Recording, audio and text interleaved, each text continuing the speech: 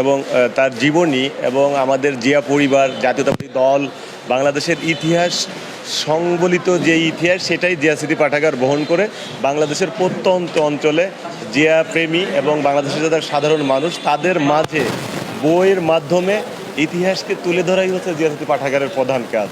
কারণ বই হচ্ছে পৃথিবীর শ্রেষ্ঠ উপহার। এটা আপনার একটা বই কিন্তু আপনি সংরক্ষণ করলে ইতিহাসটা আপনার সংরক্ষণ থাকবে, আপনার নেক্সট জেনারেশন পর্যায়ক্রমে ইতিহাসটা জানতে পারবে। এটা জানানোই মূলত জিয়া স্মৃতি পাঠাগার কেন্দ্রীয় সংসদের কাজ। আজকে হচ্ছে মহান স্বাধীনতার ঘোষক, বহুদলীয় গণতন্ত্রের প্রবক্তা শহীদ রাষ্ট্রপতি জিয়াউর রহমানের ৪৬তম শাহাদাত বার্ষিকী। আমরা আমাদের নেতার শাহাদাত বার্ষিকী উপলক্ষে জিয়া স্মৃতি পাঠাগার কক্সবাজার জেলার উদ্যোগে একটি বই মেলার আয়োজন করেছি। আমরা এই বই মেলার মাধ্যমে আগামী যে প্রজন্ম, সেই প্রজন্মের মাঝে জিয়াউর রহমানকে তুলে ধরতে চাই।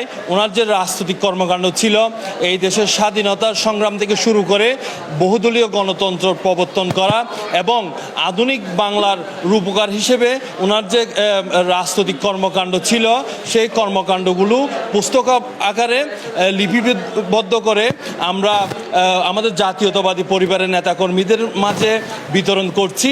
এবং পাশাপাশি এই দেশের যারা সচেতন নাগরিক আছে, রাজনৈতিক সচেতন নাগরিক আছে, দেশপ্রেমিক আছে, তাদের মাঝেও আমরা আমাদের জিয়াউর রহমানকে উপস্থাপন করার জন্য এই বইমেলার আয়োজন করেছি।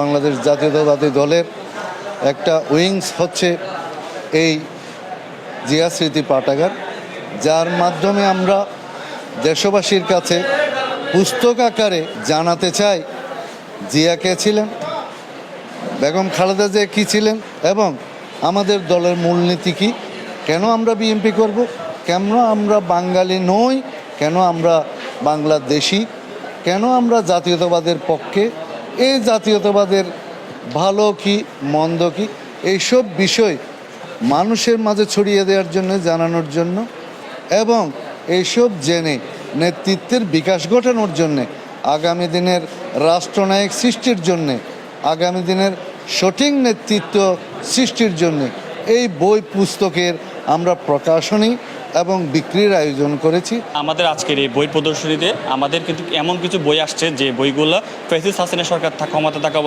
থাকা অবস্থায় আমাদের বইগুলো পাবলিশ হতে দেয় নাই, তারা আপনার মানুষের কাছে পৌঁছাতে পারেনি।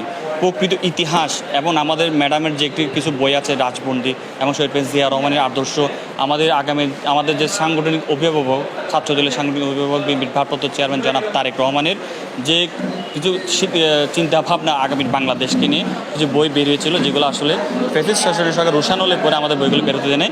এবারে যে বইগুলো আসছে, আমি আহ্বান জানাবো তরুণ প্রজন্মের কাছে, আমাদের জিয়া স্মৃতি পাঠাগারের কাছে সংরক্ষণ করা আছে, তারা যদি বইগুলো কালেকশন করে তারা আসলে এই বই থেকে অনেক কিছু জানতে পাবে। দেশনায়ক তারেক রহমান উদ্বোধন করেছিলেন, সারা বাংলাদেশে 15টি জেলা একসাথে উদ্বোধন করেছেন, তার মধ্যে কক্সবাজার জেলার জিয়া স্মৃতি পাঠাগার একটি। আমরা এখানে জাতীয়তাবাদী পরিবারের সদস্যগণ যখন এখানে কক্সবাজারে আসেন, যে মেলায় আসেন, আমাদের বই মেলায় আসেন, ওনারা বই দেখে কোনটা ভালো হবে, কোনটাতে জিয়া রহমানের স্মৃতি বিজড়িত, কোনটা খালেদা জিয়ার স্মৃতি বিজড়িত এবং কোনটাতে তারেক রহমানের দিক নির্দেশনামূলক। যেমন এবারে আসলো সবার আগে বাংলাদেশ লেখক হচ্ছেন দেশনায়ক তারেক রহমান এবং মাহফুজুল্লাহ বেশ কয়েকটা বই লিখেছেন, এগুলো আমাদের এই বইমেলাতে আছে।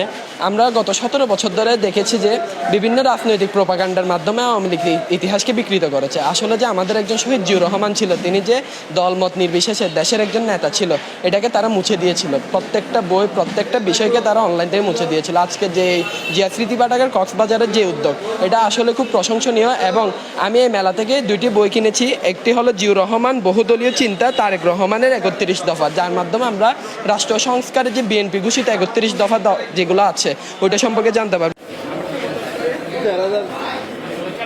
ধন্যবাদ।